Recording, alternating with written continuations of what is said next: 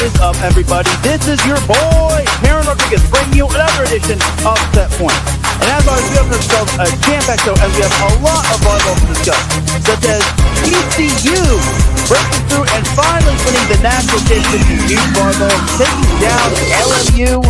What a championship match that was. It got also better as the Masters College completed its perfection and wound up winning the NAI Men's Volleyball National Championship. Can you believe it? It boiled down to the final two undefeated teams, but in the end, the Mustangs have galloped to the finish line. Also, Penn State took care of Damon and will be facing Hawaii in the NCAA Men's Volleyball Tournament. And the Omaha Supernovas are the one seed of the TVS Championship. Will they be able to repeat before they head off to the MLB? Also, we have some high school boys volleyball action as Redondo Union pulled off the upset against Loyola. Can they take down Huntington Beach, or will the Oilers be riding all the way to the finals? Also, we have some ADP action as this week is the Huntington Beach Open.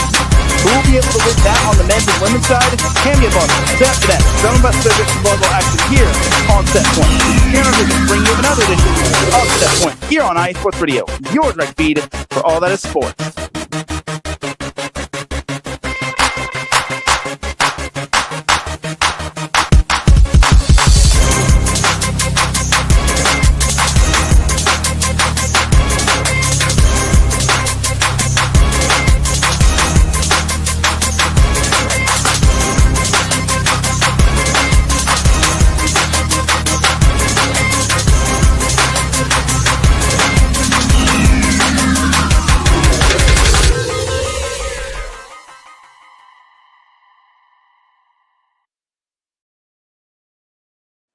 And welcome one, welcome all to another edition of Set Point. Thank you all for joining me on this beautiful Monday afternoon, Monday evening, Monday wherever you are listening from.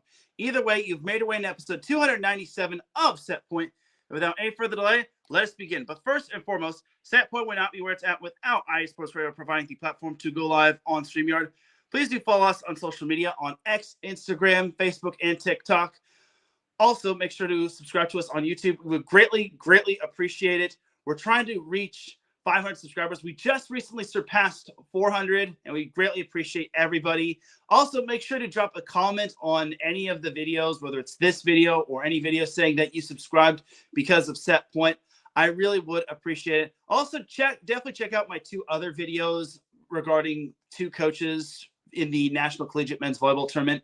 I had one with Alan Knipe, which obviously had a lot to say about the GCU situation, and obviously I interviewed Fort Valley State's coach, Larry Rather, as he had some things to say about the GCU situation and everything else regarding NCAA men's volleyball. Also, make sure to check out our website, iesportsradio.com, for all of your latest sports news, our blog, our pages dedicated to each podcast, such as Set Point, our merchandise shop where you can cop t-shirts, tank tops, hoodies, and so much more. Also, check out our Hall of Fame, where yours truly is inductee number 10. Also, make sure to check out our blog and our Fans of the Month, and so much more. For the last 10 years, iSports Radio has been bringing you amazing content, ranging from interviewing legendary athletes, coaches, and other authorized media personnel, to building tailor-made shows dedicated to all major sports cities around the country. Thank you to everyone for all of your support and for making iSports Radio your direct feed for all that sports. A huge shout to our sponsors, Planet Jerky, Premium Brisket Beef Jerky, Seal the Deal, Wax Seals, and Vital Apparel. Without any further delay, let's get on into what our sponsors are all about. See you on the other side.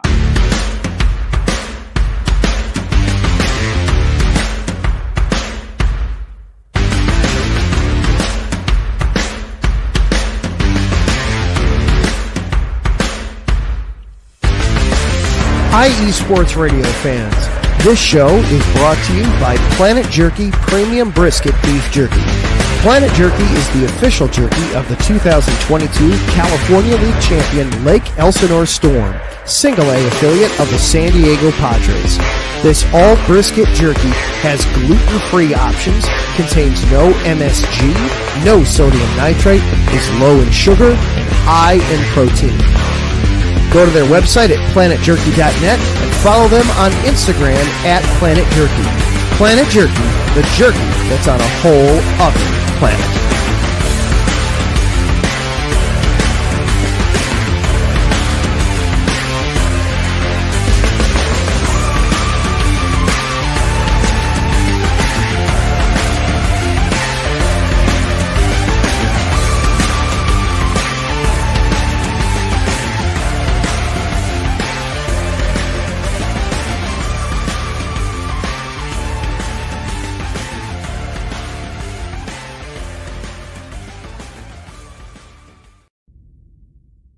rising shine.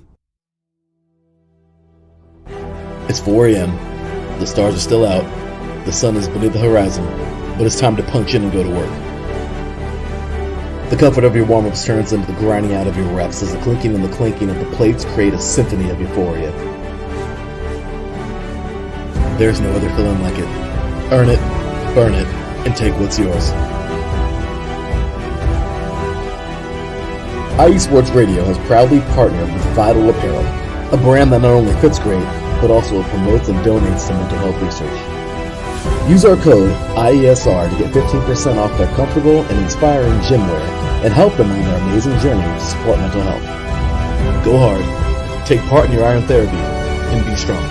Because when your mental health is as strong as you are, there's no telling how far you'll go.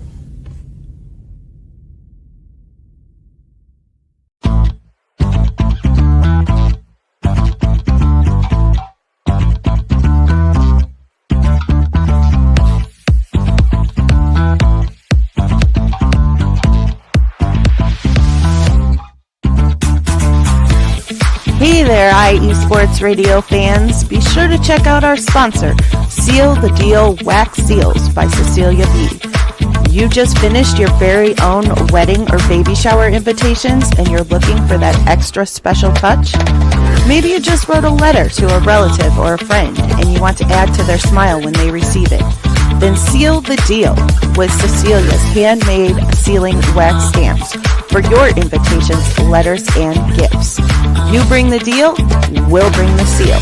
You can find them on Instagram at sealthedeal_wax stamps and on Facebook, Seal the Deal Wax Seals.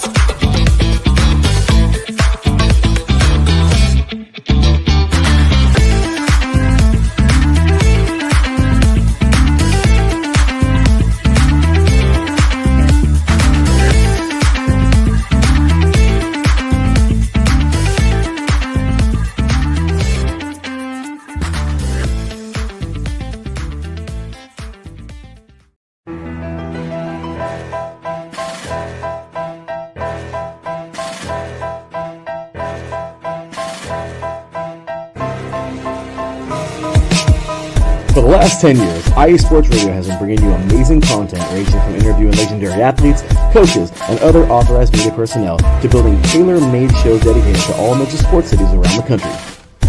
Make sure to follow us at IE Sports Radio on X, Instagram, Facebook, TikTok, and YouTube to keep up with the latest in sports and with all of our shows. Also, make sure to check out our daily updated website at iesportsradio.com. At iesportsradio.com, you can see our daily show schedule and check out all of our show pages with personal bios to learn a little bit more about each of our awesome hosts. In addition to our show pages, you can catch the IE Sports Radio blog, Hall of Fame, Fans of the Month page, and our merchandise shop including t-shirts, tank tops, caps, long sleeves, hoodies, and more. For now over a decade here at IE Sports Radio, we've continued to be by the fans, for the fans, and we thank you all for your support and for making IE Sports Radio your direct feed for all that is sports.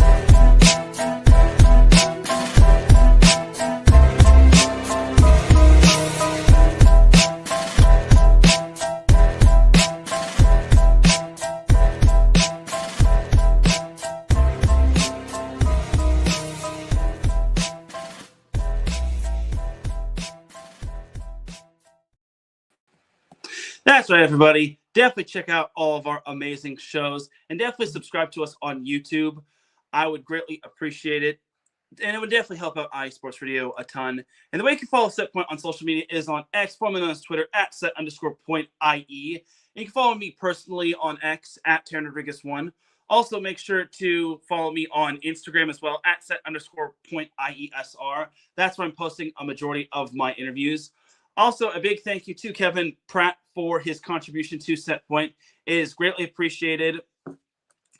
And your contribution to this show, as well as you growing the game of volleyball, does not go unnoticed. It really does mean a lot. So without any further delay, let's get on into the volleyball action. So we have quite a bit of volleyball to discuss, as this one's going to be a jam-packed show. So we're going to start off with NCAA men's volleyball. So last Friday, we had the first round of the National Collegiate Men's Volleyball Tournament, or the NCAA Men's Volleyball Tournament.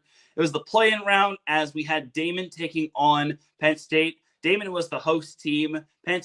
Damon was representing the NEC, the first ever representative out of the NEC. The first automatic qualifier from the NEC was this year. And then Penn State was represented from the EIVA. Had a little bit of an up and down season, but they started off 0-7, but they finished strong. And they also wound up sweeping Damon, as this was a pretty fun matchup. Even though Damon got swept, they were competitive in every set, like I mentioned in my recap video. So first set, it was actually tied 21-21.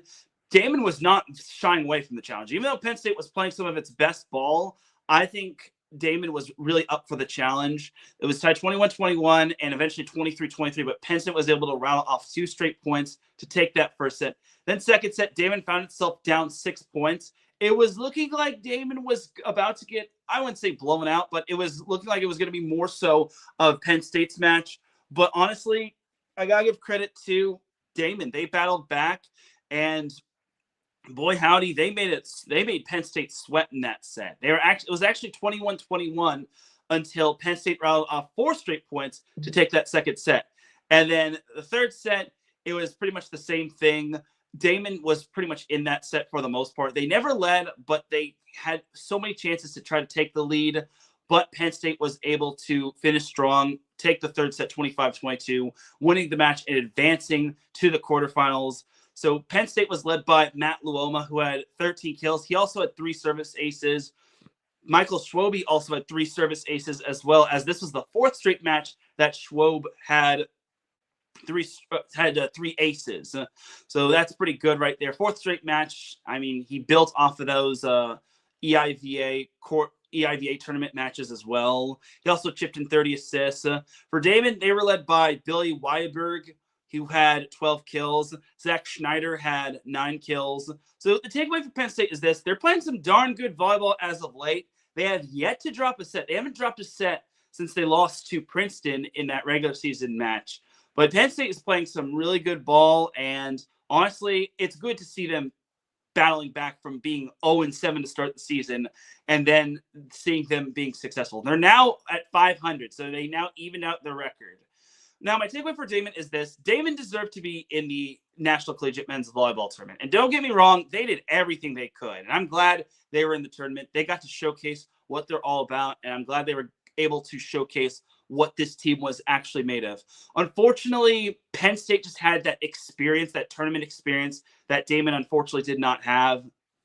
So that was quite a shame seeing Damon's season come to an end like that. But it was a fantastic season on their behalf. And it was actually a packed house as well. It was actually a sold out. It was sold out.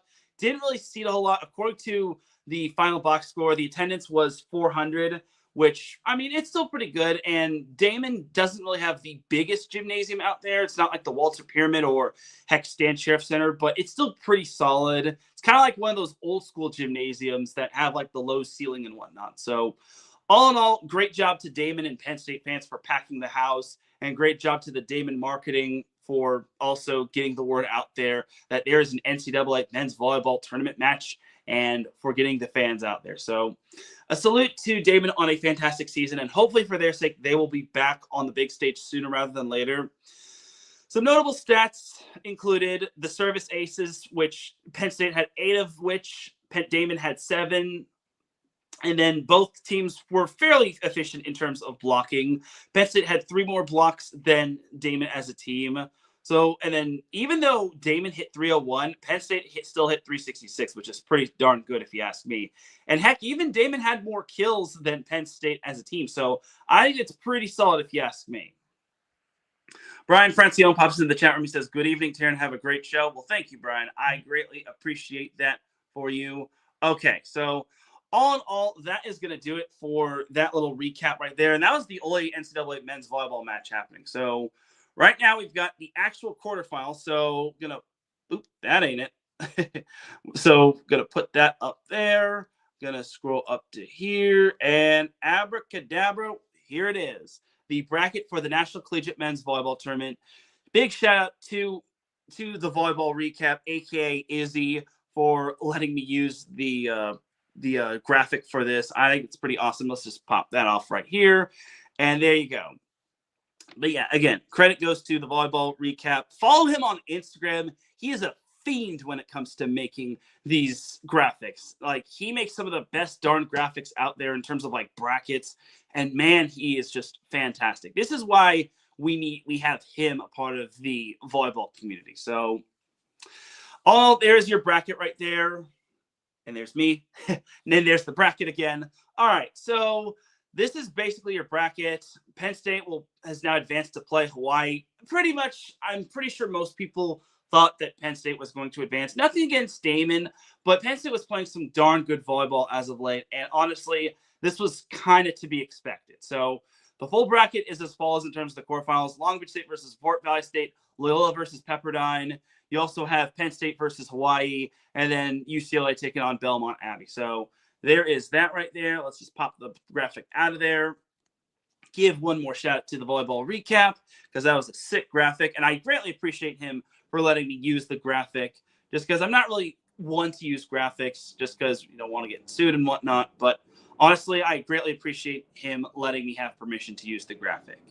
All right, now it's time for me to make predictions on who will win the National Collegiate Men's Volleyball Tournament. So let's just pop the bracket up right here, and then let's get rid of this thing one last time. And then, okay, looking at some of these matchups, let's go from top to bottom. So let's start off with Long Beach State versus Fort Valley State. Look, both these teams, first and foremost, I got to appreciate both these teams. I try to do interviews with every coach that made the National Collegiate Men's Volleyball Tournament, and these two were the only schools that got back to me. I was easily able to reach out to Larry Rather on Instagram, and then I reached out to Long Beach State's SID. Shout out to Lindy Zamora, and she helped me set up a interview with Long Beach State men's volleyball coach Al Knipe. And please do check that out. I greatly appreciate if you do. Like, it's a really good interview. It might be one of my better interviews with Alan, and I really do appreciate him letting me interview him. But Long Beach State versus Fort Valley State. Look, I love Fort Valley State. It's great that they're in the tournament. The SIAC has been ran by them with an iron fist, and honestly, they know that this was a big goal for them. But honestly, it's against Long Beach State. Moni Nikolov was named the ABCA Newcomer of the Year. They have 5 All-Americans. There's no way I'm picking against Long Beach State. Long Beach State will win that matchup. No disrespect to Fort Valley State, but I just think that Long Beach State is stacked across the board. And bear in mind, they don't have Sotir Shapani. So there you have it right there. And then we go to the bottom matchup. The bottom matchup, we have Loyola versus Pepperdine. All right, well, this is going to be an interesting matchup just because this might be the best quarterfinal matchup, which has been the case for the 4-5 matchup. So Pepperdine versus Loyola. Look, Pepperdine deserves a lot of credit. I mean, the fact that they took down UCLA and USC in the MPSF tournament is very darn impressive. Loyola also deserves credit. They were one of 2 number 1 seeds that wound up winning their conference tournament to automatically qualify for the postseason. The other was obviously Fort Valley State. It's really tough to really predict. I mean, Shane Davis has done an excellent job as head coach being reunited with Loyola Chicago. And I think this team is got a lot of upside to their program. I really think that they will definitely do great things in this tournament. Pepperdine is also a team that is making its first tournament appearance since 2022. So all in all, I really want to give either one of these. I want to give both of these teams their flowers when it comes to this whole thing. I really think that both of these teams deserves a lot of credit. But that being said, it's so tough to predict this one. But I'm going to pick Loyola to win this one. I'm going to pick Loyola over Pepperdine. This has a mistake written all over it on my behalf. I already know it. But Loyola is probably going to win a grinded out matchup. Parker Van Buren is fantastic. Daniel Fabakovic also still amazing. I know both these teams are kind of lacking in the experience department in terms of the National Collegiate Men's Volleyball Tournament, but honestly, I really think that Loyola will just barely inch it out. They don't have to travel far. They're used to playing in Central Time. They're also used to playing at the Covalli Center. So give me Loyola over Pepperdine in a barn burner. And yeah, I'm going to say it. It goes 5. This has to be a match that goes 5. Ralph Cleese pops in the chat room. He says, "Good evening, Teran, my man. Have a great show. Thank you." And then he also says, scrolling down here, he says, "Let's go Penn State." Well, I'll get to that matchup a little bit later, but next up we got UCLA versus Belmont Abbey. All right, well, UCLA is the reigning back-to-back champion, and they're facing Belmont Abbey, who managed to pull off a big upset against Mount Olive. Now, my thing is for Belmont Abbey, it's great that they're back-to-back Conference Carolinas champions. They're the first back-to-back Conference Carolinas champions in men's volleyball history. That being said, UCLA got the ugly loss out of the way. They ended the season on a 2-match losing streak, losing to USC and Pepperdine. It was obviously very disappointing that they wound up losing in the semifinals to Pepperdine, especially when they had match point, especially when they battled back from 13-10. I think it was 13-10 down to almost win the match, but unfortunately they fell 1 point short and eventually 2 points short. Let's make this a quick buck. I think UCLA is going to win against Belmont Abbey. Nothing against Belmont Abbey, but UCLA, they're not going to give up their crown right away. So give me the Bruins over Belmont Abbey. And then finally we have Hawaii versus Penn State. This is the second meeting between these two teams. I should also mention that it's also the second meeting between Pepperdine and Loyola and Long Beach State, Fort Valley State. This time around, it's going to be the second meeting between Penn State versus Hawaii. Now, Penn State does have experience when it comes to the National Collegiate Men's Volleyball Tournament. Hawaii is still a little bit lacking in that department. For that reason, however, I kind of give Penn State the edge, but the overall edge, I'm going to give it to Hawaii. I mean, we don't know if Kristen Tatrisky is going to be back. He still has that ankle injury that he suffered against CSUN. But in his place, Finn Kearney has done an outstanding job fulfilling that role of playing the opposite. And I think he's going to be something special in the near future. And Adrian Rohr was a first-team All-American. Then you also got to give it up to Tread Rosenthal as well. Aleyu Choi is also an All-American as well. So Penn State, look, Penn State's had a great season, and I give them the edge over Hawaii in terms of experience. But Hawaii, I think, is going to win this one. It actually will be closer than most people will think it is. I think Penn State will give it their all because Penn State's playing with house money. But I imagine Rainbow Warrior fans or Hawaii fans are going to be packing the Covalli Center. It's going to be a barn burner, and I think Hawaii just makes out with the win in the end. So for those that are wondering, here are my predictions on screen. I got Long Beach State over Fort Valley State, Loyola over Pepperdine, UCLA over Belmont Abbey, and then Hawaii over Penn State. I'm sorry to the 4 teams that I picked against. It's nothing personal. But now let's move on to the semifinals. So in the semifinals, I have Long Beach State, Loyola. This one would be fun. I mean, no matter who Long Beach State draws, it's going to be a fun matchup. If they get Loyola, it's going to be the battle of unfamiliarity. And the last time these two teams met, John Hawks was their head coach. But at the same time, the last time these two teams met, Long Beach State had another Nikolov on their team, Alex Nikolov. But that being said, Long Beach State, they have a lot of firepower on their team. Heck, they're not even at full strength, which is the scary part. I mean, I don't know if a Sotir Shapanis or Daniel Hershtanovich is going to be back, but they would be such a scary team with those guys. At the same time, Loyola is also a very deadly team. I should also make note that Jake Reed is definitely always worth noting of an offensive player as well. And then you've also got a bunch. I think JJ Sawa is the libero, and then so on and so forth for this Loyola team. This Loyola team is pretty darn stacked. And heck, an underrated player that probably doesn't get a whole lot of love that deserves some love is Lucas Anderson. And I think he's a fantastic player in terms of the service line. That being said, I got Long Beach State beating Loyola. I mean, no matter who comes out of the Pepperdine-Loyola matchup, I think Long Beach State advances to the national championship. It's not going to be easy, though. I think Long Beach State is really going to give it their all when it comes.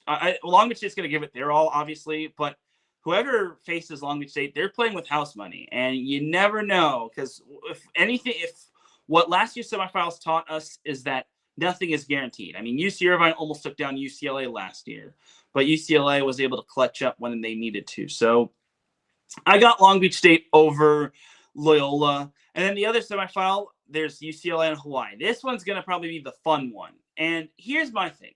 UCLA, like I mentioned, they're back-to-back champions. They just haven't had that type of year. They've had that year where UCLA just hasn't looked like the UCLA that we would all know and love. I mean, I know they wound up winning the regular season MPSF championship, but honestly, they still have their cracks within their team. They lost to GCU, #reinstate GCU men's volleyball. They lost to USC. They almost lost to GCU twice. They barely escaped the first matchup against BYU when they were pretty much dominating that fifth set. Like I mentioned, they lost twice to Long Beach State. They lost to Ohio State. They lost to Pepperdine in the MPSF semifinals when UCLA had a bye. Well, a double bye for that matter, but I digress. And then they take on a Hawaii team. So, look, Hawaii is such a good team. I really like their roster. They are really speeding up the process, the rebuild process. I mean, they're young, but they're very feisty, tenacious, and dangerous. That being said, Hawaii fans are going to kill me when they hear this. I got UCLA advancing. I probably have made the entire state of Hawaii extremely mad, but hear me out here. UCLA has the experience. They return Andrew Rowan, who is a fantastic player. I think Cooper Robinson is also a fantastic player. They've also got a budding star in Sean Kelly, who's really fulfilled the role of the lack of Ito David, which hopefully for their sake they can get back into the lineup. Cam Thorne is a fantastic middle blocker, as well as Sean McQuiggan.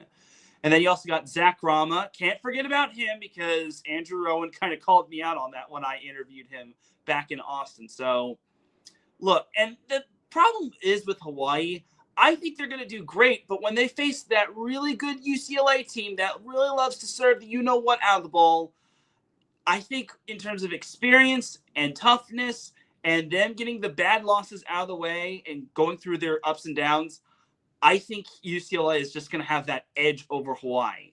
That's something Hawaii fans probably don't want to see, or want to hear for that matter. But I got Long Beach State and UCLA in the national championship. So, look, and it does me no good to pick against Hawaii.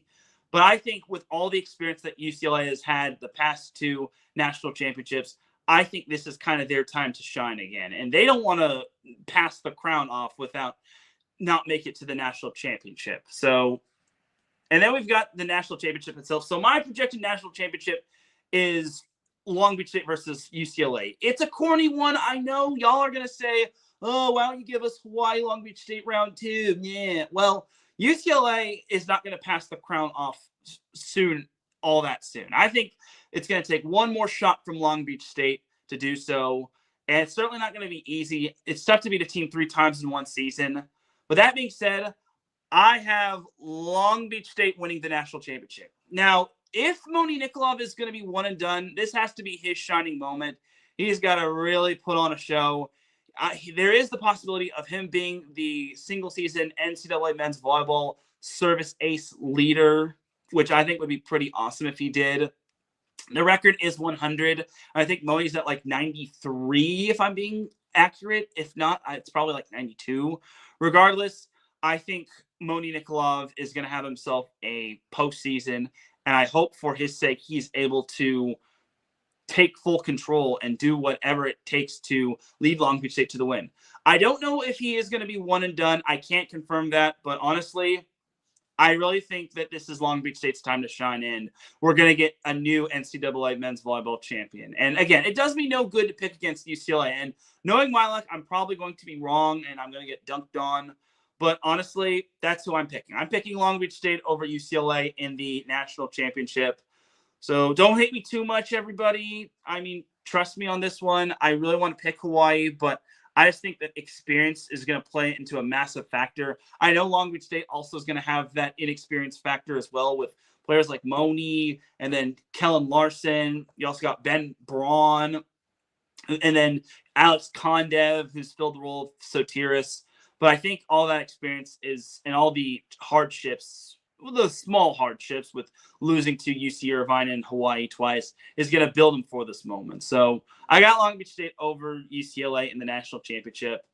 I hate having to pick against UCLA just because I like John Hawks. I love all those UCLA guys. They're really awesome.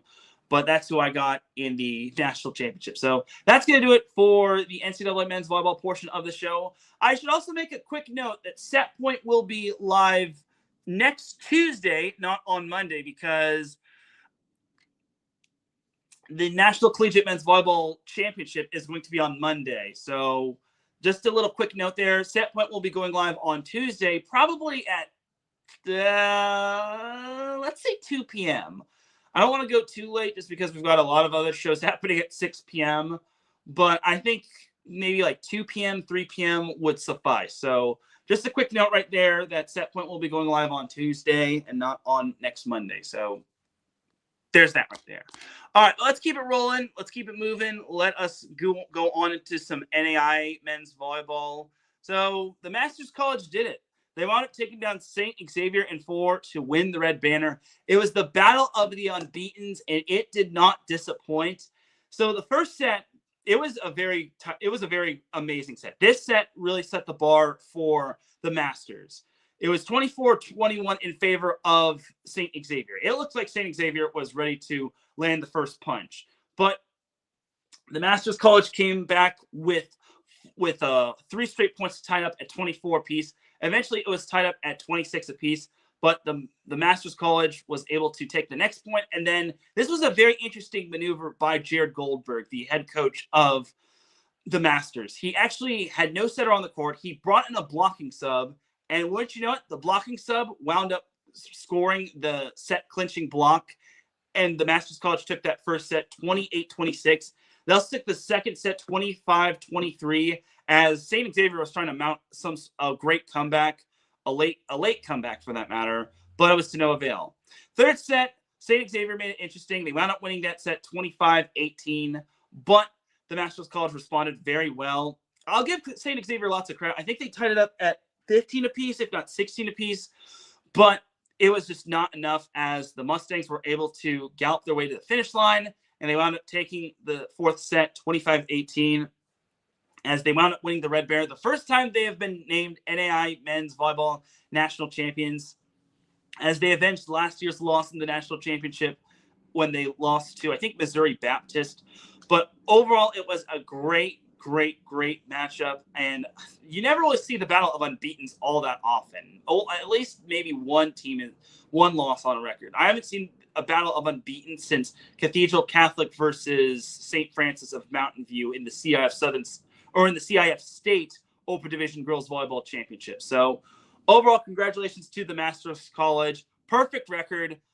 If you're trying to figure out how special this season was for the Masters College, they're pretty much ranked number 1 all season. They didn't lose one match. They beat a lot of NCAA Division 1-2 or National Collegiate Men's Volleyball teams such as Concordia Irvine, Vanguard. The notable one was Stanford, where everyone was like, oh my God, NAI team beats NCAA team. Well, now you all know that the Masters College, losing to the Masters College is no surprise.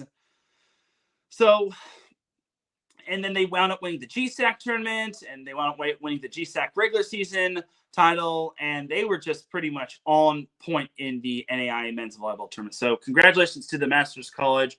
Great run from them right there. So all in all, I was just overall impressed by them, and this was a special season. And this kind of makes me wonder, when will the Masters College be brought up to NCAA Division 1-2 in men's volleyball?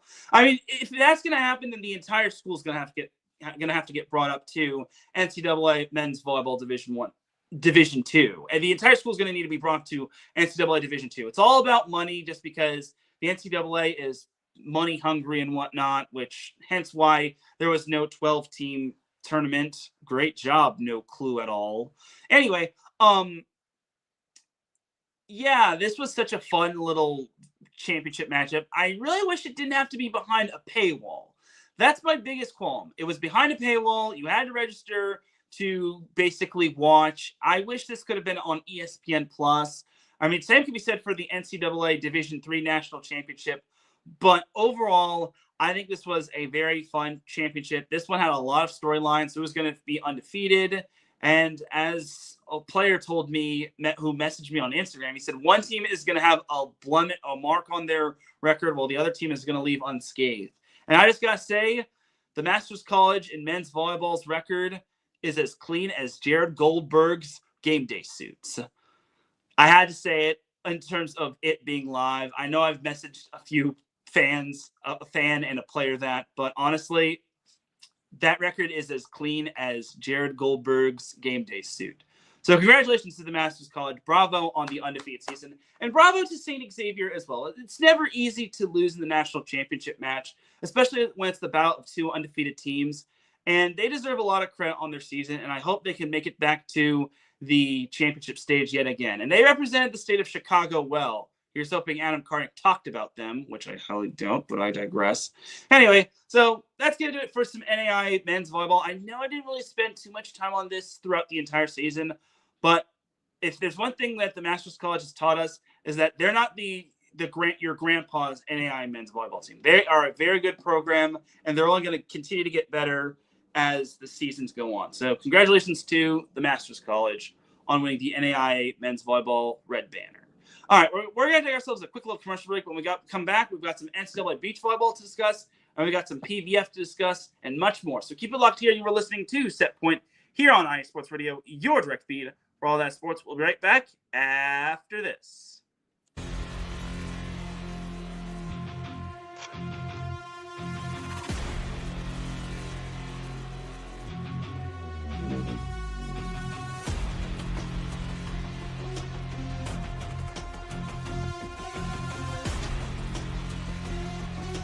What's up, Pittsburgh? This is Ralph Galise, the host of the Injury Report on IE Sports Radio, your direct feed for all that is sports. Are you that passionate diehard Steelers, Penguins, Pirates, or just a Pittsburgh sports fan? Then please join me on the Injury Report every Tuesday on IE Sports Radio, the direct feed for all that is sports, and I will update you on all that's black and gold. Have you telling your Pittsburgh fans and friends what's up with Pittsburgh sports. Tune in Tuesday with me, Ralph Galise, the User Report on IE Sports Radio, your direct feed for all that is sports. Let's go!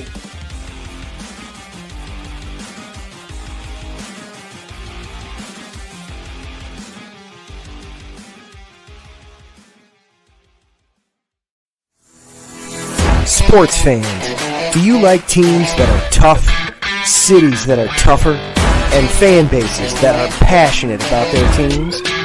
How about teams that are historic and stadiums that are iconic? Then you belong in Chicago, and you need to check out Chi-Town Weekly. Join me, Adam Karnick, every week as we keep up with all things Chicago sports. Bears, Bulls, Blackhawks, Cubs, White Sox. We'll cover them all, plus more. The Windy City is always buzzing, and we'll keep you up on all the big games and major stories. So tune in to Chi-Town Weekly every week right here on IE Sports Radio, your direct feed for all that is sports.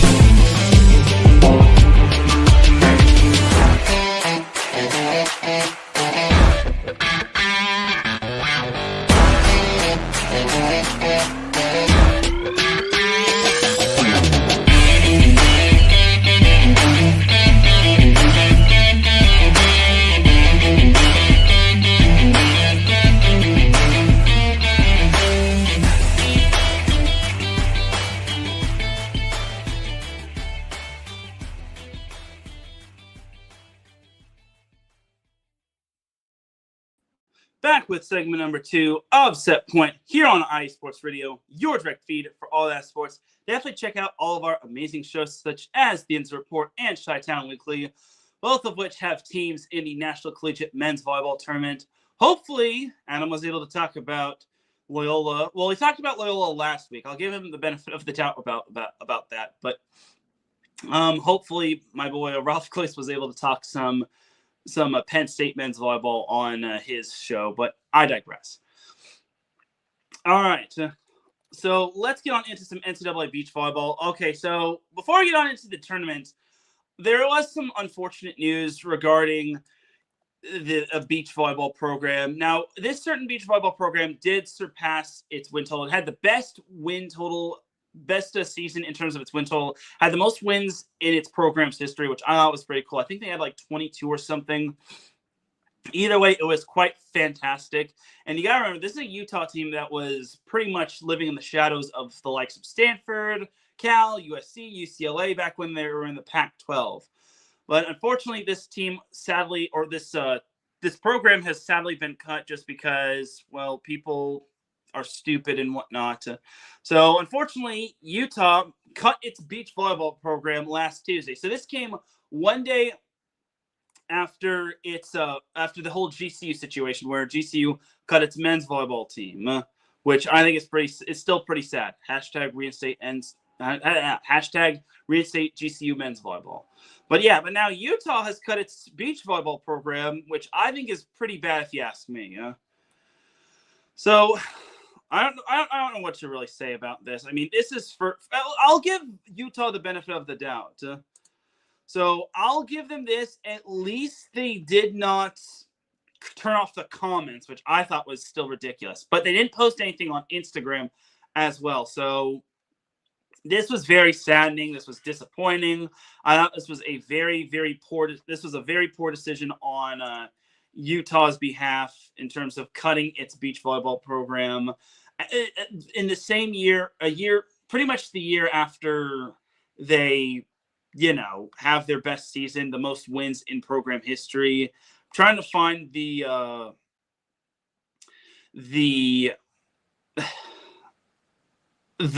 statement that they made. I still found it ridiculous, but again, I give them credit. Excuse me. They didn't turn off the comments, which I thought was cowardly of what GCU did, but still, I think it was still pretty bad of them to cut their beach volleyball program, which is unfortunate. I think it's sad, and now one player did enter the transfer portal because of it, even though she also plays indoor as well. But that's a very low blow, and I think it's disappointing if you ask me. So all in all, for Utah beach volleyball, my heart goes out to them. And I'm still trying to find the press conference, or the press release. But my thoughts on this is I'm disappointed in Utah.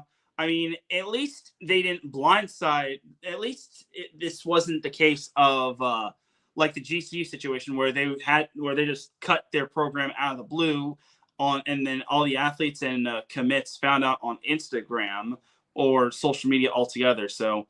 Yeah, this was a very sad situation. And yeah, surprisingly, Utah Athletics kept their comments on. So I'll give Utah this. They kept the comments on, but I still find it very disappointing that they cut their program. And I'm not going to really take off my shirt. And this is kind of the reason why I'm wearing my red Set Point polo in support of Utah beach volleyball.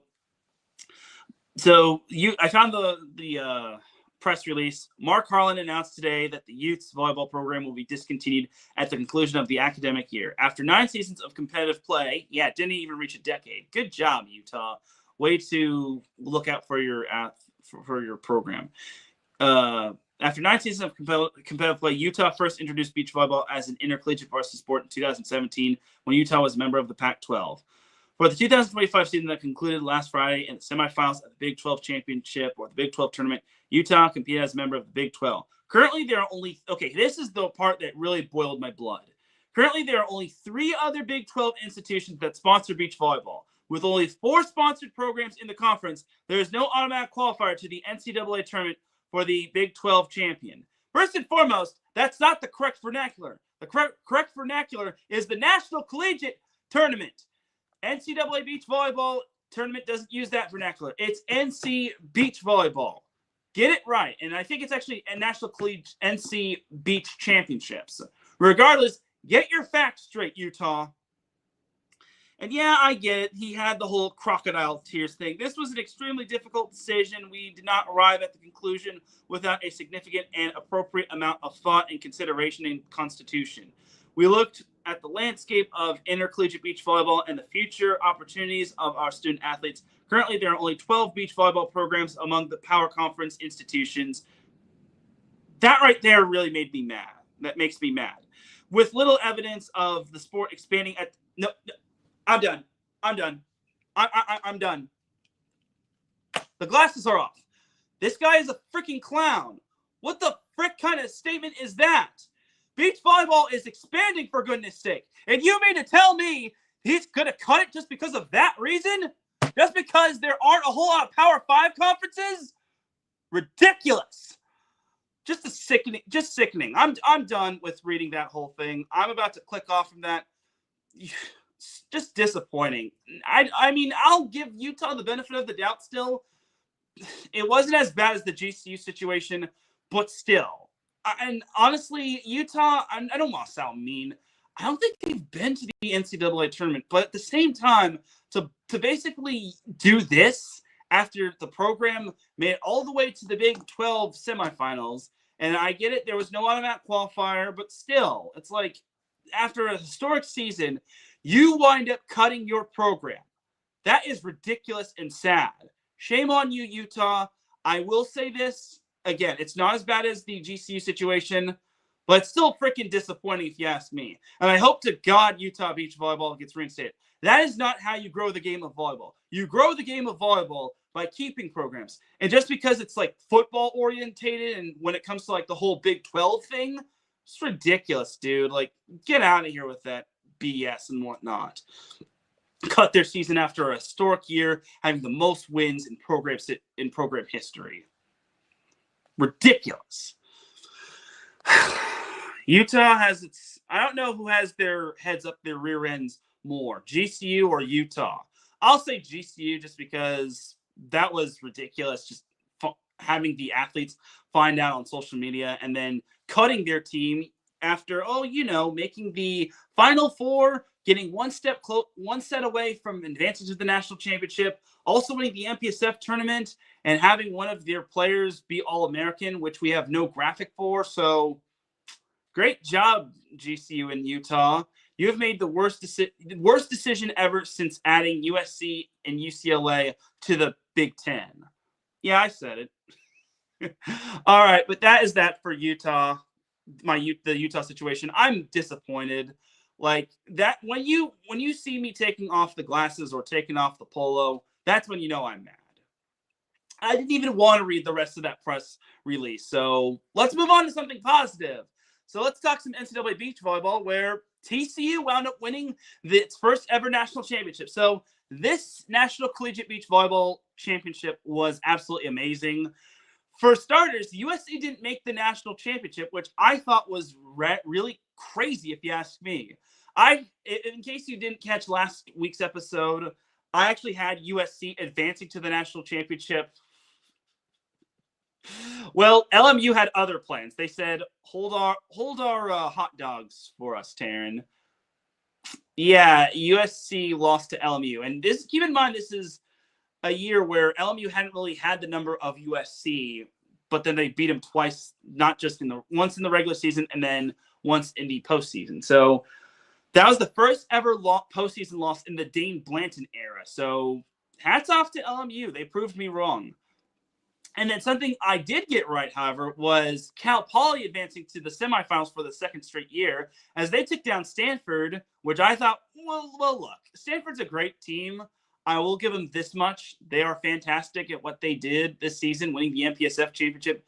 But Cal Poly, I think Cal Poly was kind of due for a big breakout win.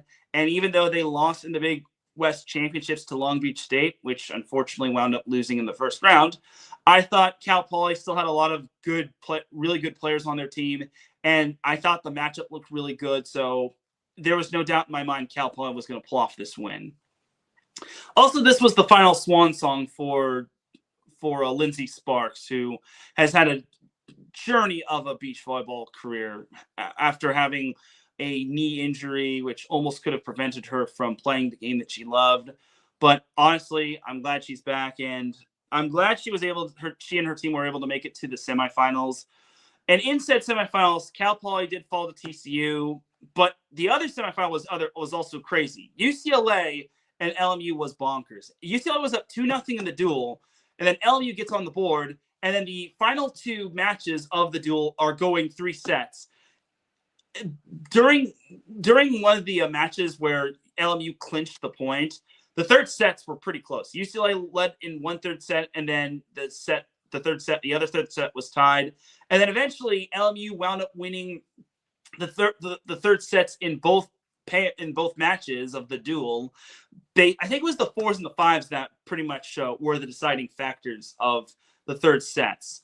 But eventually, Teran Rosenthal, the younger sister of Teran Rosenthal, wound up clinching it for LMU, and for the first time, we were going to get a new national champion. So in case you all were not paying attention to NCAA beach volleyball or haven't been able to pay attention to NCAA beach volleyball, UCLA and USC were the only national champions when NCAA took over as an actual NCAA sanctioned sport, or at least national collegiate.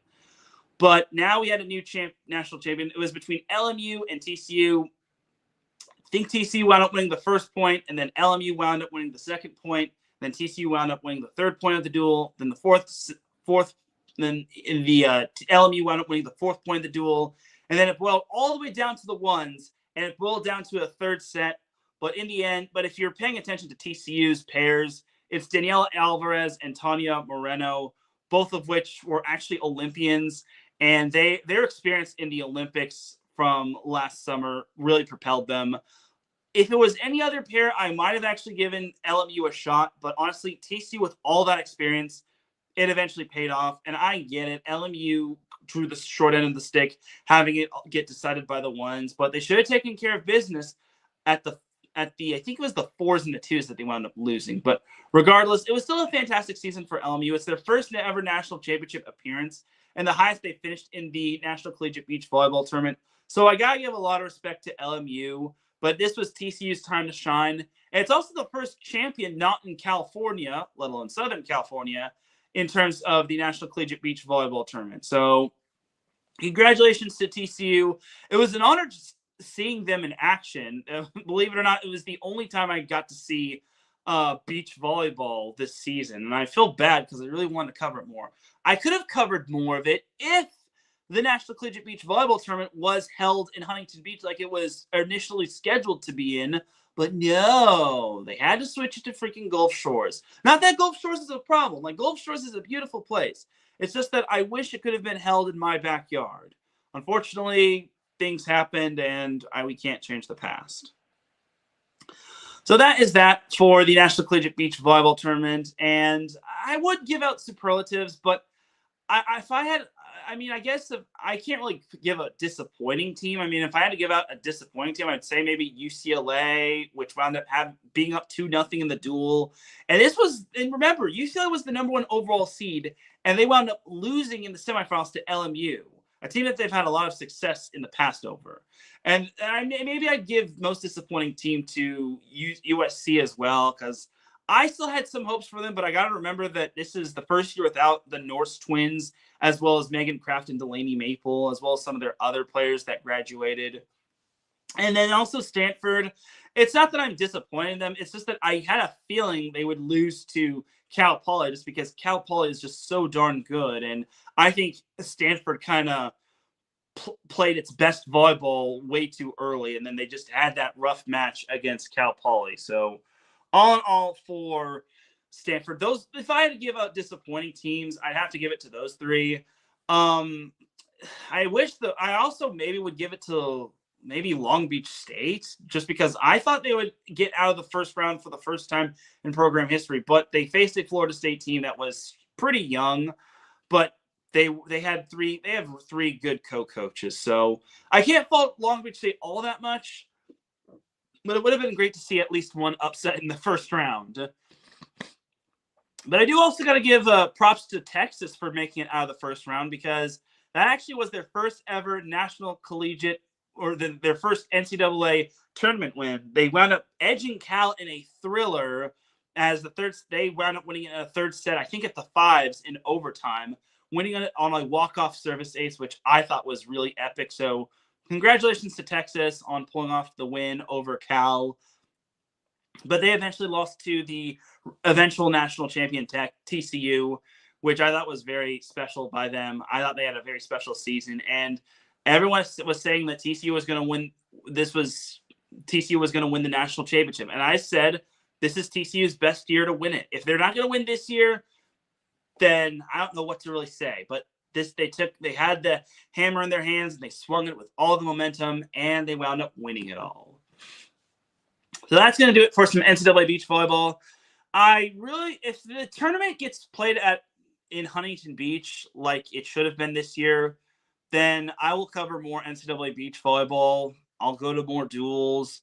I'll pack my sunscreen, but I gotta hope for that to happen. So that's going to do it regarding that. So let's talk some PVF. So last week of the regular season is now in the books.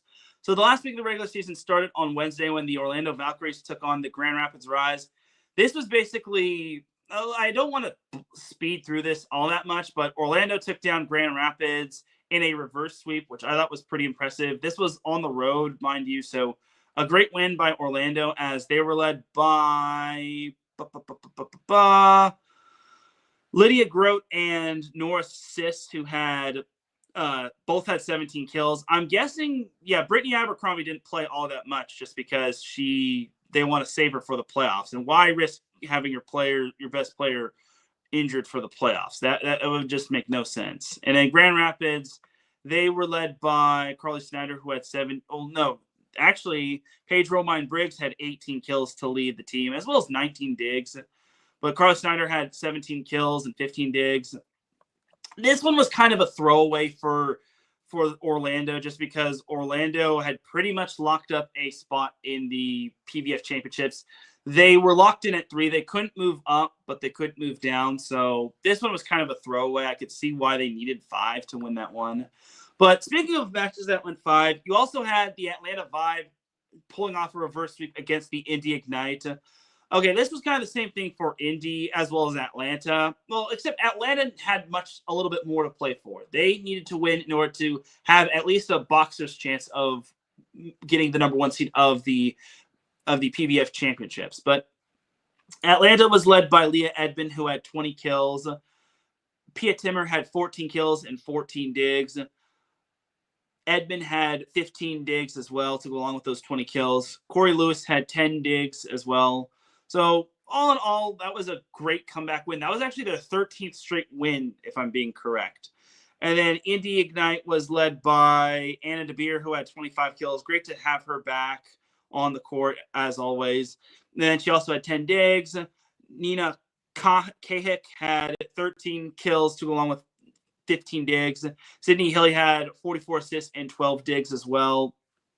And again, this was kind of one of those matches where it was kind of I wouldn't say it was a throwaway match, but it was a matchup that wasn't going to affect anybody unless it was like the Atlanta Vibe, which it's not. You're going to see why it doesn't really matter. Then for this matchup, we had the San Diego Mojo sweeping the Columbus Fury at Viejas Arena. All right, I'm not going to really skim through this all that much, but this had no effect. This did have draft positioning as the Columbus Fury wound up locking up the worst position the worst record in the PVF. I hate to say it like that, but I hope for Columbus's sake they can have a better season next year, as Reagan Pittman led the way for San Diego with 10 kills. They also got 8 kills from Janasia Moore and Maya Tabron. And then Columbus was led by Kaylee Cox, who had 11 kills and 11 digs. Isabella Ratepax had 10 kills. But this was not really the matchup that anyone was looking forward to. This was kind of the battle of the bottom. And then on Friday, we had the Omaha Supernovas taking on the Grand Rapids Rise. Now, this was a matchup that was definitely notable. If Omaha won, and I made a mistake last week. I said if Omaha wound up winning out, then they would be the number 1 seed. But all Omaha needed to do was win one out of their 2 matches, and then at the very least, and then they would at least clinch the number 1 seed of the PVF championships. They did that against Grand Rapids. They lost the first set on the road, but they wound up winning the next 3 sets to lock up the number 1 seed. So I apologize to everybody if I said that the Supernovas needed to win out. Hence why they didn't rest their starters. They had 4 different players with 10 or more kills, as Brooke Nunaviller had 18 kills and 12 digs. They also got 15 kills from Reagan Cooper, who also had 12 digs. Emily Londot had 11 kills, and then Tiosi Onabanjo had 10 kills as well. So interestingly, no Allie Batenhorst. Maybe they're resting her. Maybe she was hurt. I unfortunately wasn't able to catch that just because NCAA men's volleyball, and I had the SoCal Supreme Sports show. Anyway, so Eleanor Holthus had 18 kills to lead the way for Grand Rapids. And Carly Snyder had 10 kills, as well as Paige Romine Briggs. All in all, that was the win that locked up the number 1 overall seed for the Omaha Supernovas. So the rest of the matches didn't really mean everything, as all the playoff spots were locked in. But I guess I should make note that Orlando did take down the Vegas Thrill in 4 sets on the road. So that was a good win by Orlando, as they did play Brittany Abercrombie, who had 22 kills and 13 digs. They also had Kaz Brown with 11 kills as well. I mean, if I get the decision for Orlando, play your starters to build momentum going into the postseason. Don't let them get rusty and whatnot. Anyway, Hannah Maddox had 13 kills and 11 digs for Vegas, while Lane Van Buskirk had 10 kills as well. And then moving on to Saturday's match. Saturday's match, we had the San Diego Mojo taking down the Indy Ignite in 4. Okay, long story short, this was kind of a throwaway match for Indy. It didn't matter if they wound up winning or not. Looking at the box score, I wouldn't even be surprised if Indy wound up playing its starters. I mean, they did. I mean, Katie Baird had 14 kills, but that was the only player in double digits in terms of its kills. And heck, Sydney Healy didn't even finish the entire match. She only played 1 set, and then the rest of the way, it was Anis Havili, who had 24 assists and 13 digs. I will say this. I think it was the Orlando Valkyries had broke a PVF record in terms of number of digs in one match. I think it was last week, which I thought was pretty cool. I guess I should throw that out there as well. But San Diego, they wanted to put on one more show for their fans, and they did, as Yasmin Bedard Ogani had 13 kills and 13 digs. And then Janasia Moore had 10 kills and 10 digs. And then Maya Tabron led the way with 14 kills and 10 digs. So you had that right there. And then Sunday, we had two kind of throwaway matches. The first one was the Vegas Thrill taking on the Columbus Fury. The Fury wound up winning in 5, as they actually beat Vegas all of the times that it met this year. So believe it or not, there was once a time where the Vegas Thrill was in first place in the PVF, but the Columbus Fury 100% broke the Vegas Thrill. So the Columbus Fury, that's one positive that the Columbus Fury had. They had the number of the Vegas Thrill, and they were the ones that caused the Vegas Thrill's demise. So Columbus Fury did finish with the worst record of the PVF, but right behind them was the Vegas Thrill. And then the not the Omaha Supernovas, the Grand Rapids Rise and the San Diego Mojo both tied for 5th. So those are the teams that won't be playing in the playoffs. Two teams that were going to meet in the playoffs and that are going to be meeting in the playoffs most likely are Omaha and Atlanta, as Omaha wound up taking down Atlanta in 4 sets. Now, I imagine with Omaha having locked up the number 1 seed, nobody played their starters. And looking at Atlanta's team, Leah Edmond, Atlanta did play its starters still, as Leah Edmond had 17 kills, Aiko Jones had 13 kills, Corey Lewis had 11 kills, and Micaiah White had 11 kills as well. And then for Omaha, they were led by Allie Batenhorst, who had 15 kills. Brooke Nunaviller had 13 kills. Okay, so I'm going to take the assumption that the Omaha Supernovas or the Atlanta Vibe don't want any of their players rusty. I mean, even if Atlanta had won, Atlanta would have not been the number 1 seed. They still have been the number 2 seed. Omaha had the tiebreaker over Atlanta. There you go. But the win did snap Atlanta's 13-match win streak. So good job to the Supernovas. But honestly, this was kind of a match that it didn't really matter on who won or who lost. I mean, as long as both teams got out injury-free. So there you go. All right, so that is it for the PVF regular season. Now for the PVF championship. So this will take place at Lee's Family Forum, and the PVF is doing it right. I'm sorry to Omaha fans or Nebraska fans altogether, but if anything, when it comes to championship matches, it should be played at a neutral site. I thought last year when the championships were played at CHI Health Center, I thought it was a little bit unfair for the other teams not named the Omaha Supernovas, just because I get it, you want to go where the money goes, you want to get the cash cow city, but I just think that with home court advantage, I just don't really know if that was the correct decision to making the inaugural PVF championships played at a team that was in the postseason. That's basically giving them free home court advantage, even though they finished second in the PVF standings. Now, if Omaha had finished first, I could totally get that. But honestly, I think it's got to be at neutral sites.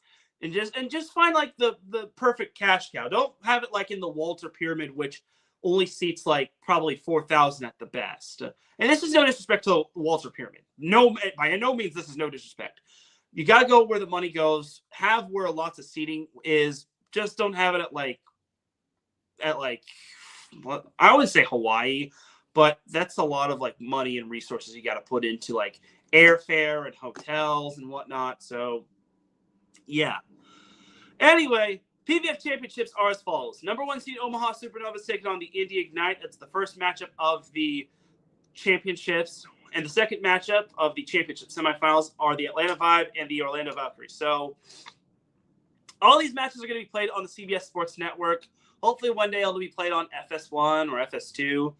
But it's time for me to make some predictions regarding the whole PVF championships. So we'll start with the first matchup, Omaha versus Indy. All right. Man, Indy has had such a great year. I mean, they were chosen to finish fourth in the PVF standings, in the PVF preseason poll, and they really lived up to expectations. However, the big story is the Omaha Supernovas. I think they were chosen to finish third in the PVF standings. I did not understand that by any means. I mean, this is Omaha we're talking about. They've got the best home court advantage ever. And going into that season, they were never swept by any team until this season. And they had never lost on their home floor, I think. At least, I think that's right. No, wait, no, that's not right. They'd never been swept on their home floor. I'm sorry. Anyway, but the Omaha Supernovas, I understand why people were doubting them. I thought this was a very solid Supernovas team. I get it. They lost quite a bit of their roster. They lost their setter, Sydney Hilly. And then I get they lost Kendall White to the Vegas Thrill. But I just did not understand why people were doubting the Omaha Supernovas. And then the big bombshell news broke that the Omaha Supernovas were going to the MLV instead of staying in the PVF because of more money and whatnot. But the Supernovas are now the number 1 seed. Indy is the 4th seed. All right, here's my thing for Indy. This has Sydney Hilly revenge match written all over it. She was last year's most outstanding player of the PVF championships. And Indy has looked really good. I mean, other than the final week of the regular season, and other than that little nasty losing streak that kind of gave the Grand Rapids Rise some hope, I think Indy has looked really good as of late. I think they're a solid team. But against Omaha, there's no doubt in my mind Omaha's going to win. I mean, I hate to pick against Indy. They're the new kid on the block, but I think this is where Omaha beats them. I think it's going to be close. I think Indy is going to throw everything in the kitchen sink at the Supernovas. But I think Omaha is going to pull out the win just because Omaha is a very strong team. Brooke Nunaviller is not second to none. They've also got other good players as well, such as Allie Batenhorst, like I mentioned. And then you've also got and so on and so forth. I like to name them all, but I'm not going to. I mean, and they found their replacement setter in terms of their following the Sydney Hilly loss in free agency. They've got Mac Pedraza and they've got Natalia Valentin Anderson. I mean, I imagine Natalia Valentin Anderson is going to be the one going forward, but I imagine that she's going to be the one going forward and not Mac Pedraza. For Ohio State fans that want to see Mac Pedraza, sorry, that's not going to happen. So I got Omaha taking down Indy. And then the other semifinal I've got, or there's the Atlanta Vipers, the Orlando Valkyries. Where do I start with this matchup? Atlanta, unfortunately, did not live up to its expectations, but neither did Orlando. Orlando was slated to finish second. Atlanta was slated to finish first in the preseason poll. Unfortunately, that was not the case. But these two teams will be facing one another. This one's going to be a barn burner. And honestly, I think this one can go either way. I wouldn't be surprised if this one was decided in 5. I mean, Orlando is a fantastic team. This has to be one of the most constructed their team has been in a hot minute. I mean, Brittany Abercrombie has been absolutely amazing. Kaz Brown, also amazing. And I got to give it up to Amy Pauley. She does a fantastic job as the do-it-all girl, whether it's head coach, operations manager, or whatever her position is. She's done an outstanding job regarding the entire Omaha Supernovas organization. Atlanta, on the other hand, they've got a lot of studs on their team. I mean, obviously, they traded up to get Merritt Beeson, which is super aggressive if you ask me. And I guess one more player to watch for when it comes. And don't be surprised if Orlando does play Nora Sis. I mean, maybe they'll play her more, but I'm not entirely certain. I can't really decide that. Also, keep an eye out for Natalie Foster. She serves really well, and she's one of the reasons why Orlando has one of the best serving games in the season, or this season. But like I mentioned, Atlanta is still pretty darn good. Obviously, Leah Edmond is fantastic. Merritt Beeson, who we haven't really seen a whole lot of all that much. I mean, she still has seen the court quite a bit, but it's also seen that Atlanta has a deep roster. They've got other talented players to carry the load. It's not just going to be one player. It's going to be certain other players. But that being said, look, this one can go either way, but I got Orlando beating Atlanta. I think the Orlando Valkyries pull off the upset against Atlanta, and they advance to the championship. I think Orlando, there was one point where they could have had the number 1 seed, but went on a little bit of a nasty losing streak.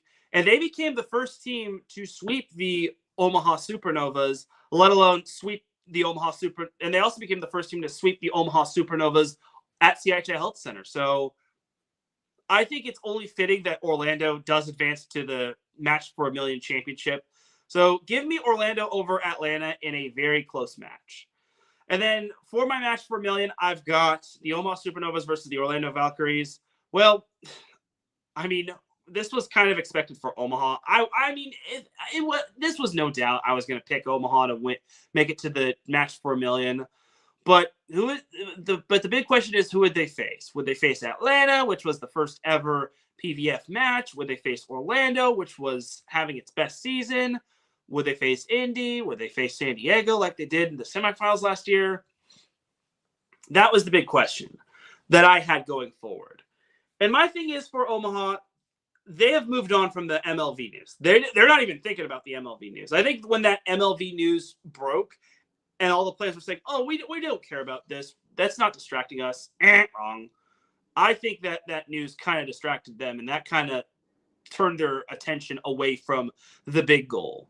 But that being said, I think they've moved on from that, and they're a better team following that whole shebang and whatnot. Now, Orlando's going to be one tough customer. I mean, like I mentioned, they pretty much check off all the boxes. They've got powerful hitters.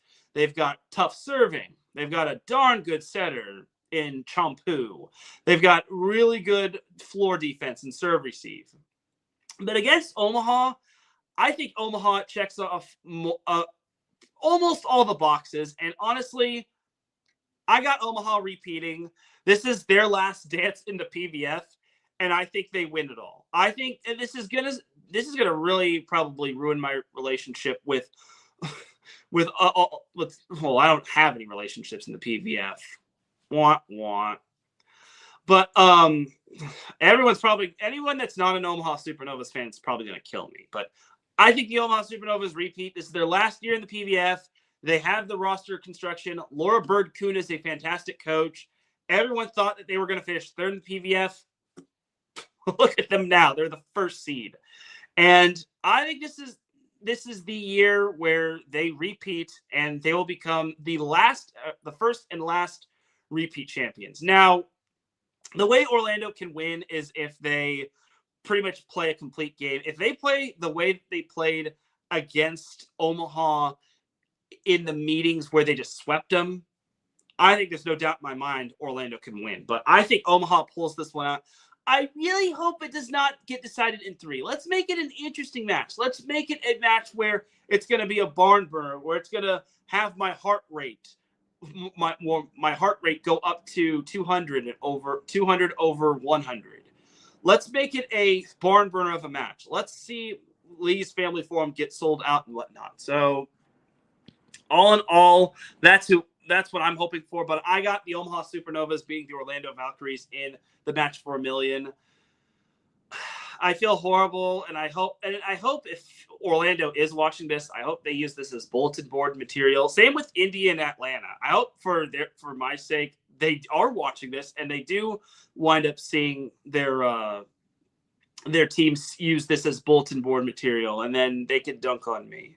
Especially if it's like Amy Polley. Like, I got lots of respect for Amy Polley and what she's done. But for me, I got the Omaha Supernovas winning it all, and I think they're going to ride off into the sunset, the PVF sunset, and then we'll have a new PVF champion next year. So there you go. That's who I have winning the PVF match for $1 million. And one day I hope to one day make it to a PVF championship. Like, first and foremost, I got to get a sponsor. Second and foremost, I got to, maybe save up all my money and whatnot, and maybe have all the talent look at me and know that I'm trying to grow the game of volleyball all around the place. But I digress. Anyway, that's going to do it for the PVF. Let's take one last commercial break. When we come back, we've got some AVP to discuss, as it's the Huntington Beach Open this weekend. And we've got some high school boys volleyball to discuss. So keep it locked here. You were listening to Set Point here on IE Sports Radio, your direct feed for all that sports. We'll be right back after this.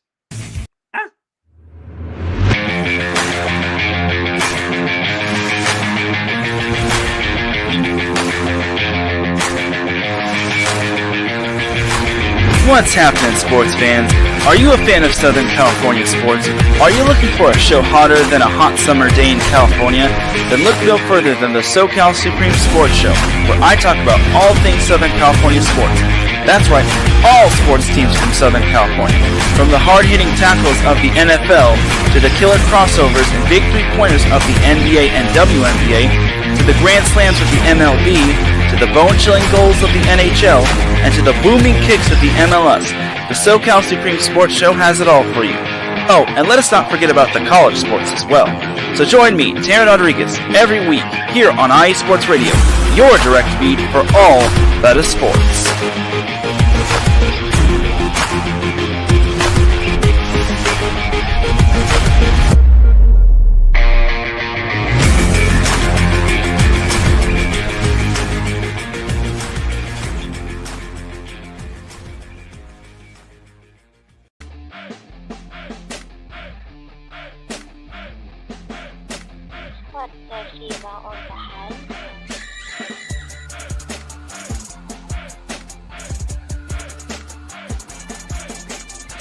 Hey, yo, what's good, Georgia? It's your boy ACS, and if you love sports from the Peach State as much as I do, then Georgia Sports Central is your one-stop destination for down south sports, courtesy of IE Sports Radio, your direct feed for all that is sports. Are you a Yellow Jacket at heart, or do you bleed the red and black of the Bulldogs? Do you keep it true to Atlanta with Trey Young, Capella, and the boys? Do you rise up with the Dirty Birds on Sundays? Are you excited to see what the future holds for Michael Penix Jr., Bijan, and the rest of the Falcon squad? Do you live at 755 Battery Avenue? Do you rep for Albies, Acuna, and the rest of Braves country? If so, then let's get united every Wednesday for some Braves, Hawks, UGA, Georgia Tech, Atlanta Dream, Falcons, and more on Georgia Sports Central, only on IE Sports Radio, your direct feed for all that is sports.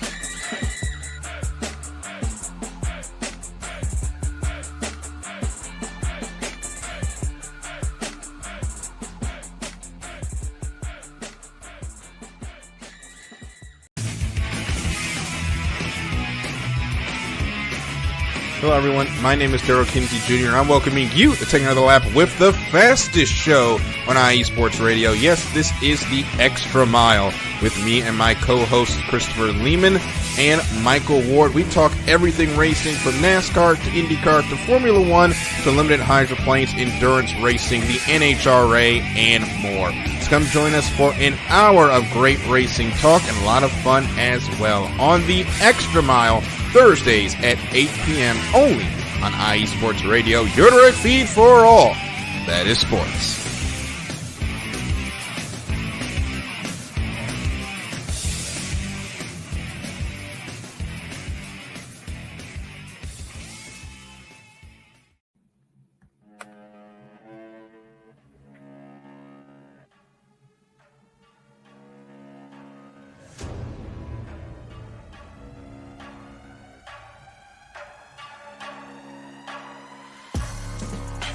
What's up, everybody? It's your boy, Big Mike from Indy Sports Nation.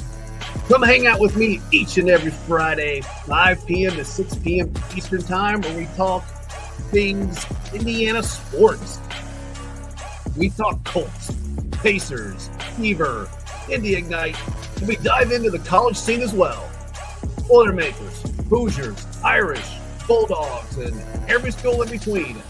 And we don't stop there. We'll sprinkle in some NHRA and cover the IndyCar series. From the turf to the hardwood to the track, we got you covered. Come hang out with your boy, Big Mike, each and every Friday, 5 p.m. to 6 p.m. Eastern Time. Indy Sports Nation, right here on IE Sports Radio, your direct feed for all that is sports.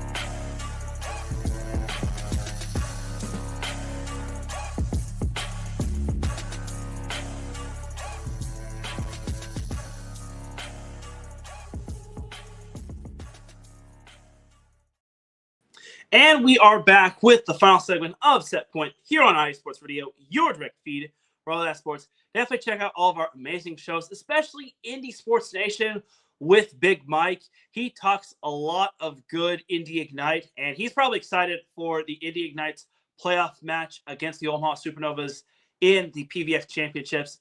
But let's get on into some more volleyball action. So let's talk some AVP. So this weekend is the first official tournament of the AVP season. I know we had the qualifiers to the AVP League, but those didn't really count. This is the big match. This is where the true tournament's happening. I mean, we had, like I mentioned, the league qualifiers were just single elimination, where if you lose, you're done, go bye-bye, etc.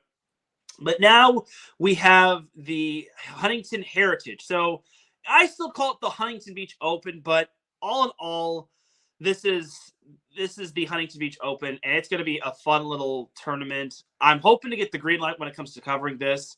I mean, I unfortunately I wasn't able to cover or go to the PVF Championships or the NCAA Men's Volleyball Tournament, but I'm hoping this could be a nice little consolation bonus prize right here. So anyway, so look at the women's side of things in terms of the AVP.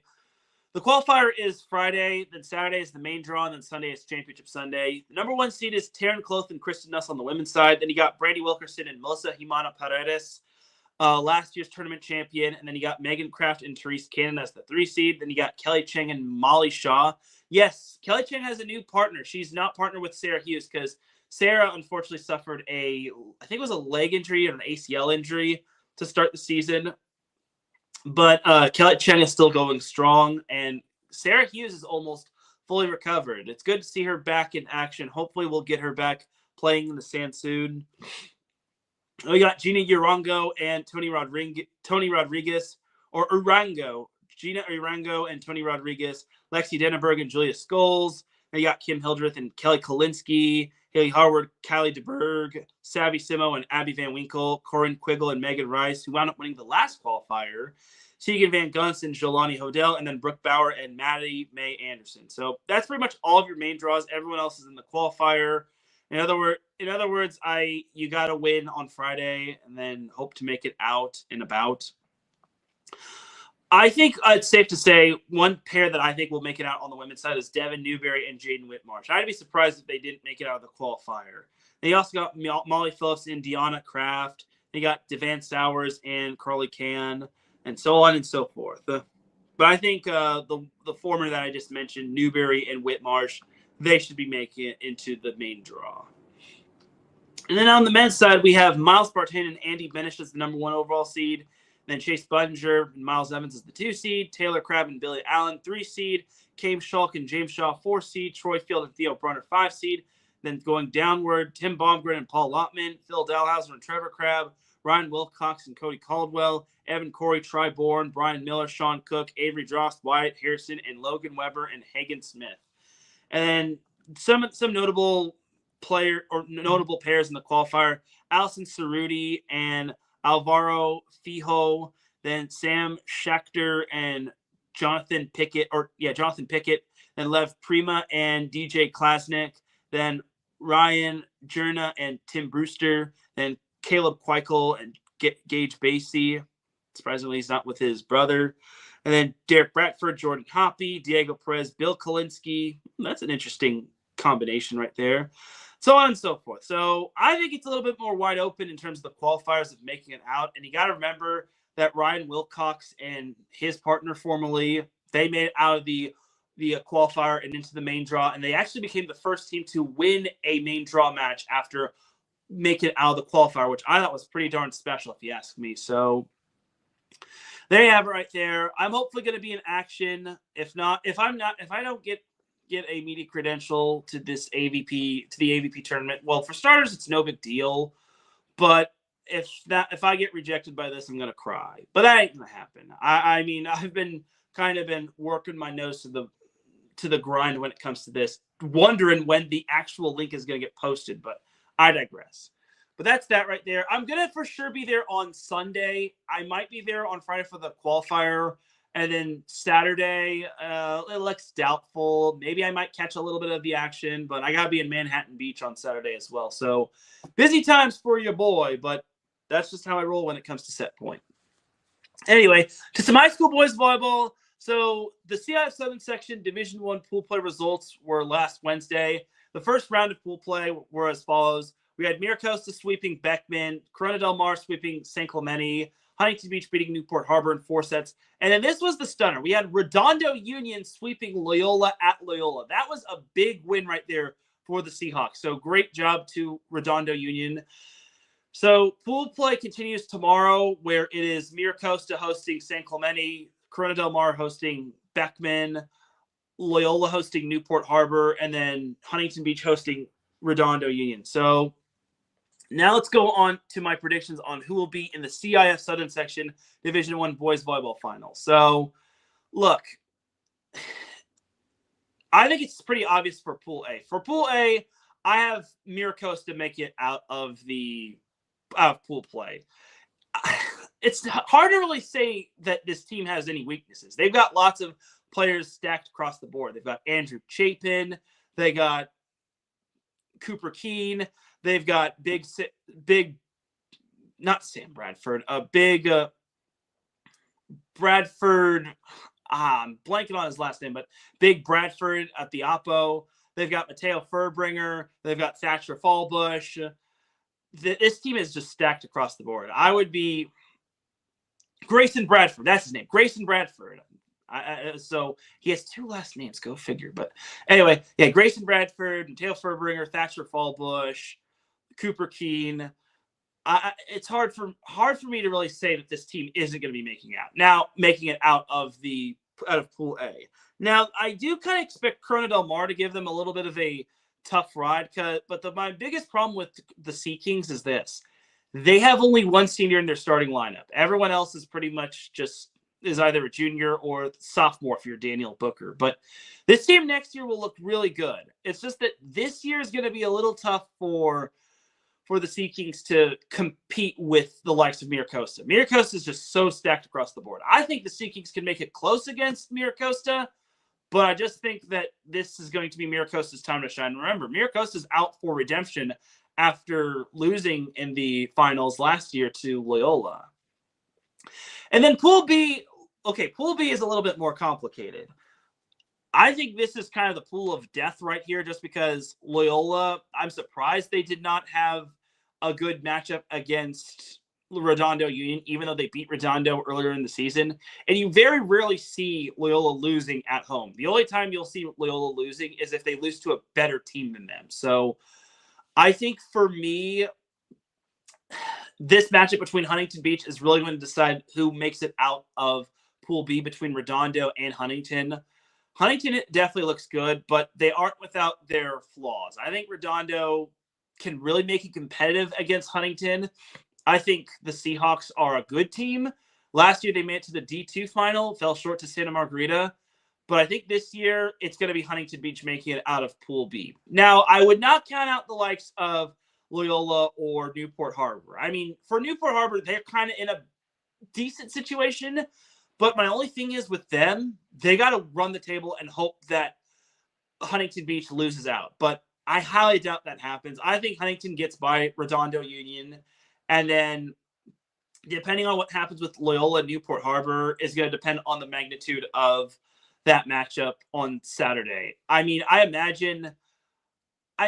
it's tough to really predict Loyola and Newport just because Newport is playing better, but they don't really play well on the road. They are not a good road team by any means. And Loyola is not going to lose 2 in a row at home. But we'll see what happens. I mean, if Loyola does lose against Newport and then Huntington beats Redondo, I imagine Huntington advances to the final just because they have the head-to-head tiebreaker over Newport and Redondo Union, and it probably wouldn't matter just because Redondo and Newport would both be 1-1 in pool play, and then one of those teams would be 2-1, and it wouldn't matter just because Huntington has the tiebreaker over them. So Huntington can even clinch a spot in the final as early as tomorrow. As this is being recorded on Monday, but they can clinch a spot in the final as early as Monday or as Tuesday. But we shall see. But I think my projected final is going to be Miracosta Huntington Beach. I know it sounds all chalk for the most part, but this is kind of the collision course right here. I mean, Huntington Beach has one of its best teams since the TJ DeFalco, Josh Tuaniga era. And then Miracosta is out for redemption. They have such a loaded team. It's not even funny.